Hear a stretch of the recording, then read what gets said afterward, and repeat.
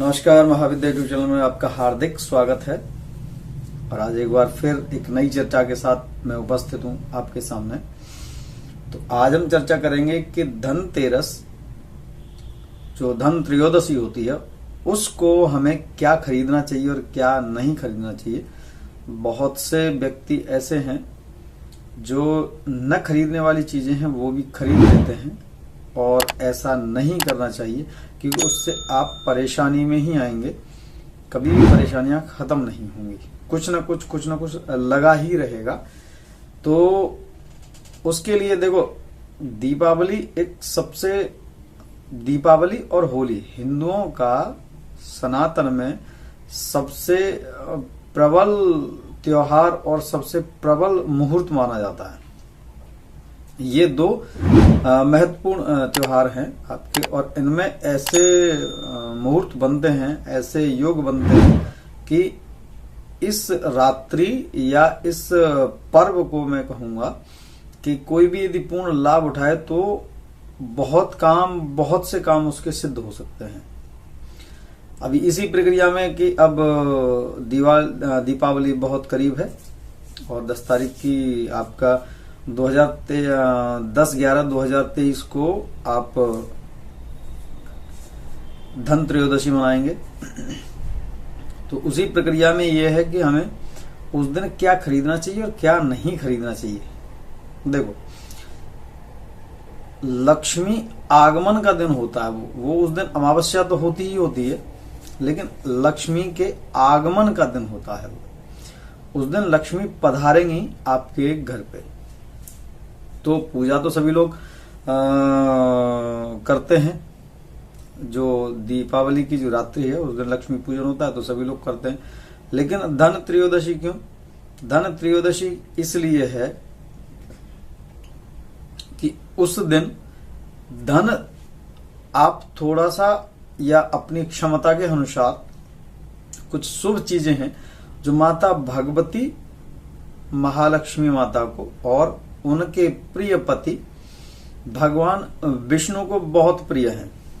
जैसे कि धन त्रयोदशी से पहले आप अपना पूरा घर शुद्ध करेंगे, साफ करेंगे उसको। कहीं भी कूड़ा कचरा नहीं होना चाहिए, उसमें कोई गंदी चीज नहीं होनी चाहिए, हर कहीं जाले लगे नहीं होने चाहिए। अपने घर में जितनी भी टूटी फूटी चीजें उनको बाहर कर देंगे, गंदे वस्त्र आप बाहर फेंक देंगे, जो गंदे हैं उनको धो के साफ करके आप अच्छे से रखेंगे। और पूरे घर में आप त्रयोदशी वाले दिन सुबह को गंगा जल का छिड़काव करेंगे। गंगा जल छिड़कने पूरे दिन प्रसन्न चित्त रहेंगे। और शाम को या कहें कि सुबह तो बहुत जल्दी होता है कि अब तो ये हो गया कि सुबह सुबह गए और जाके खरीद लिए, ऐसा नहीं है। सायंकाल आप दोपहर के अपराह्न के बाद आप खरीदारी करें, और खरीदारी करके अपने घर उस चीज को लेके आए तो ये शुभ माना जाता है। शाम के समय आप खरीदारी करें। अब क्या क्या खरीदना चाहिए और क्या नहीं खरीदना चाहिए। देखिए, धन त्रयोदशी वाले दिन कभी भी आपको लोहा नहीं खरीदना चाहिए। कोई भी, जैसे कि बहुत से लोग कहते हैं कि धनतेरस वाले दिन हम बाइक निकालेंगे, हम गाड़ी निकालेंगे, हम ये करेंगे वो करेंगे, ऐसा नहीं करना चाहिए। कभी भी धन त्रयोदशी को आपको लोहा नहीं खरीदना चाहिए। धन त्रयोदशी वाले दिन आपको कभी भी सोना नहीं खरीदना चाहिए। अब बहुत से लोग कहेंगे अरे बहुत लोग सोना खरीदते हैं। सोना खरीदते हैं, मैं ये नहीं कहता हूं सोना नहीं खरीदते हैं, लेकिन सोना खरीदना नहीं चाहिए। सोने में शनि का वास होता है, और उस दिन आप जो भी चीज लेके आएंगे वो चीज शुभता के लिए, लक्ष्मी के लिए और भगवान विष्णु के लिए, अपने पितृगणों की प्रसन्नता के लिए लेके आएंगे। तो अब पितृगण तो प्रसन्न है, सोना आ गया जी घर पे, अब तो बात ही कुछ और हो गई। लेकिन साथ में शनि भी लेके आए हैं, जो भगवान विष्णु को और माता लक्ष्मी को प्रिय बहुत कम है ही नहीं वो प्रिय।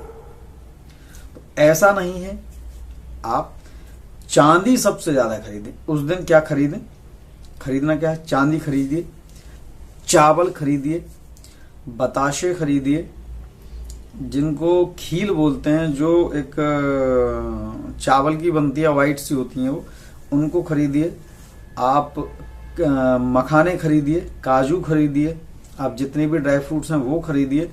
आप अपने घर के सामान जो आपकी रसोई में जिन चीजों की जरूरत है आप उनको खरीदिए। आप बर्तन खरीदिए, आप कपड़े खरीदिए, और अपने कपड़े खरीदें तो अपने इष्ट देवी या देवता के लिए कुछ न कुछ आप जरूर खरीदें। गुलाबी रंग की कोई भी वस्तु आप खरीद सकते हैं, चाहे वो कपड़ा, चाहे वो साड़ी, या चाहे वो ब्लाउज का पीस ही क्यों न हो।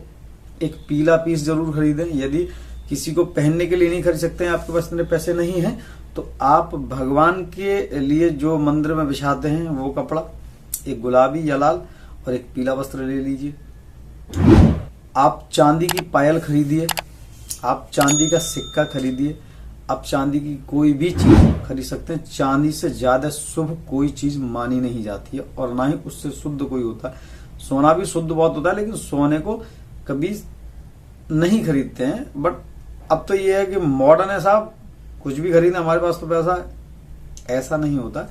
वेद के अनुसार आप चांदी यदि खरीदते हैं, सफेद चीज यदि आप खरीदते हैं, गुलाबी चीज आप यदि खरीदते हैं, लाल वस्त्र आप खरीदते हैं, अपने परिवार के लिए वस्त्र खरीदते हैं, कुछ मीठा खरीदते हैं, आप झाड़ू खरीदते हैं, तो ये बहुत शुभ माना जाता है।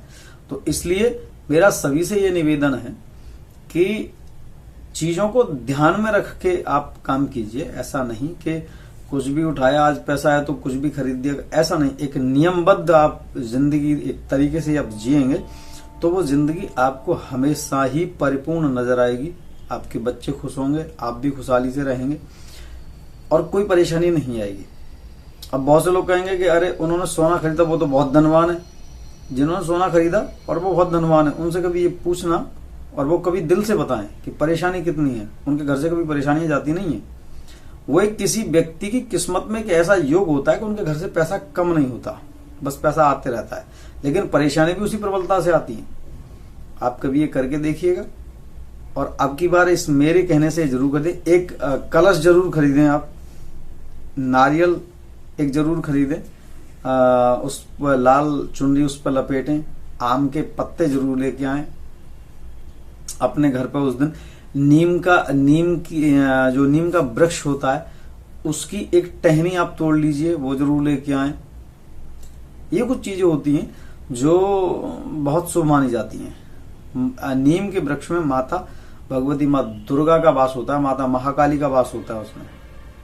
आपके घर में यंत्र मंत्र तंत्र हो चल ही नहीं पाएगा, हो ही नहीं पाएगा कुछ भी।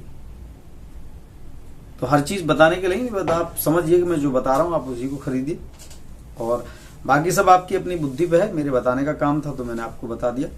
इसी के साथ मैं अपनी वाणी को विराम देना चाहूंगा, और ये उम्मीद करता हूं मैं आपसे कि आप मेरे सभी वीडियो को पूरा देखेंगे। जानकारी तभी आपको मिल पाएगी।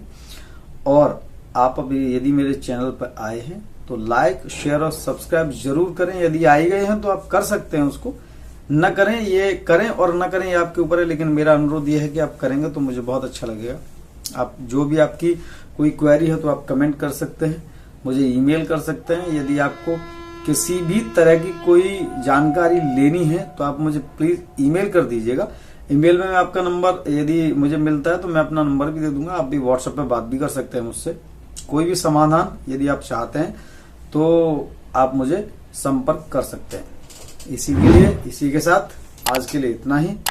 नमस्कार। भगवती माता महाकाली जगदम्बा आपकी रक्षा करे, आपके परिवार को सुख और समृद्धि प्रदान करे। नमस्कार।